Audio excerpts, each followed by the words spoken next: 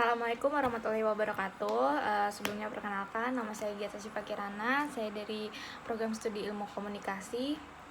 Pada kali ini saya ingin menjelaskan lebih dalam mengenai tugas paper yang sebelumnya sudah saya kerjakan dari mata kuliah kajian media dengan dosen pengampu Ibu Firly Anissa. Dengan judul Analisis Hegemoni dalam Representasi Kekuasaan dalam Film Soekarno pada tahun 2013. Film adalah media komunikasi yang bersifat audiovisual untuk menyampaikan suatu pesan kepada sekelompok orang yang berkumpul di suatu tempat tertentu, yang pada umumnya film itu dapat mencakup berbagai pesan, baik itu pesan pendidikan, hiburan, maupun informasi. Dan pesan adalah lambang-lambang yang ada pada pikiran manusia berupa isi suara, perkataan, percakapan, dan sebagainya. Film yang baik adalah arsip sosial yang menangkap jiwa pada zamannya pada saat itu. Artinya, film dihadirkan oleh para sineas sebagai wujud dari representasi dan mozaik kehidupan masyarakat dalam wujud teks atau narasi audiovisual yang dihadirkan kepada publik melalui bantuan seperangkat peralatan sinematik yang mencirikan pada zamannya. Nah, pada film ini media itu sebagai penanaman kepada publik fakta-fakta mengenai historis tentang ketidakadilan relasi kekuasaan patriarki yang dilakukan oleh negara maupun suatu entitas konstruksi budaya komunal, seperti pada saat Indonesia dalam kekuasaan kolonialisme, fasisme Jepang, sebagai bagian dari historical memory dan kolektif memory pada diri kaum perempuan. Dalam film Soekarno digambarkan bagaimana tokoh Soekarno dipaksa oleh pemerintah militer Jepang untuk menyediakan perempuan-perempuan muda sebagai romusa.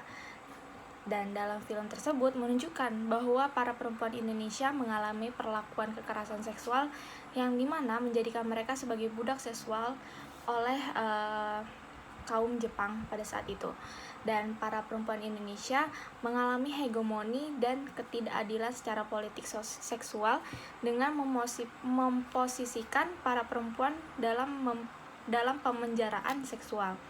Nah, pada keadaan ini ditunjukkan bagaimana perempuan Indonesia mengalami pelecehan seksual, kekerasan fisik, dan kekerasan psikis.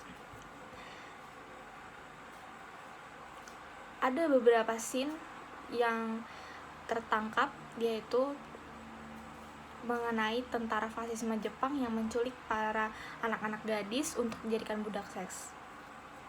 Dan ada beberapa scenes yang menunjukkan seorang bapak yang anak gadisnya itu ikut diculik oleh tentara Jepang, dan bapak tersebut menemui Soekarno untuk melaporkan tindakan dari Jepang tersebut. Dan tokoh Soekarno di sini harus berkompromi dengan pihak tentara fasisme Jepang dengan melakukan politik seksual agar tidak terjadi penculikan dan pengambilan paksa perempuan muda Indonesia.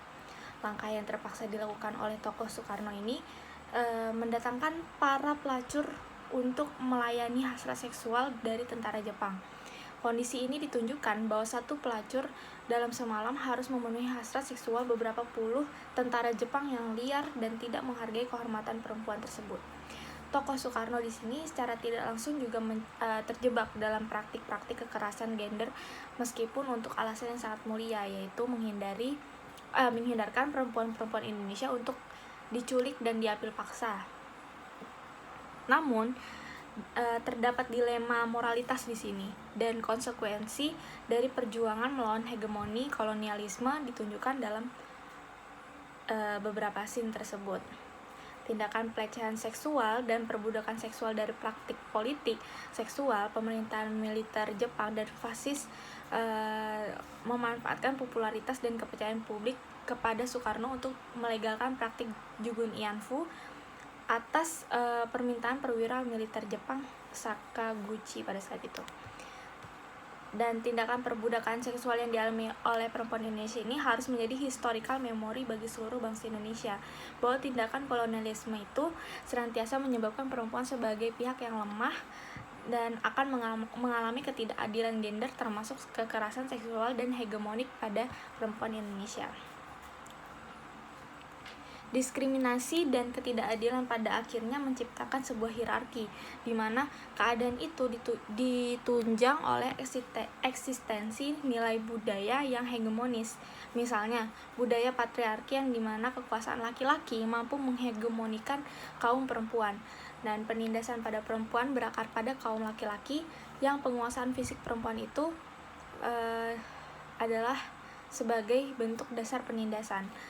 Dan relasi kuasa yang ada dimiliki oleh kaum laki-laki dan perempuan dalam konteks hegemoni maskulinitas yang disadari oleh pengakuan budaya yang diposisikan sebagai ketidakadilan bagi perempuan. Nah, film Soekarno ini mempresentasikan sejarah sebagai komodifikasi media kepada masyarakat.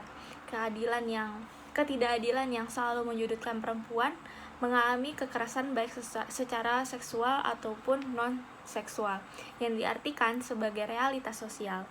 Naratif pada film Soekarno berperan penting untuk menghasilkan permaknaan atas makna-makna simbolik dari unsur visualisasi yang dialami oleh perempuan Indonesia.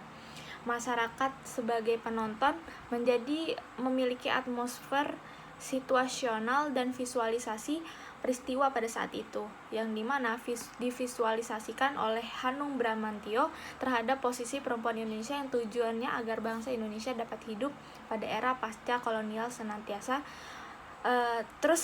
mengingat bahwa terdapat fakta sejarah tentang ketidakadilan dan pelanggaran hak asasi manusia perempuan Indonesia yang harus diingat dan diperjuangkan sebagai suatu mainstream ideologi kepada publik. Dan retorika ketidakadilan pada perempuan melalui praktik-praktik kekerasan seksual tersebut hingga mempenjarakan seksual digambarkan dengan jelas oleh Hanung Bramantyo dalam representasi teks-teks naratif dan visual dalam film Soekarno. Sekian dari saya. Assalamualaikum warahmatullahi wabarakatuh.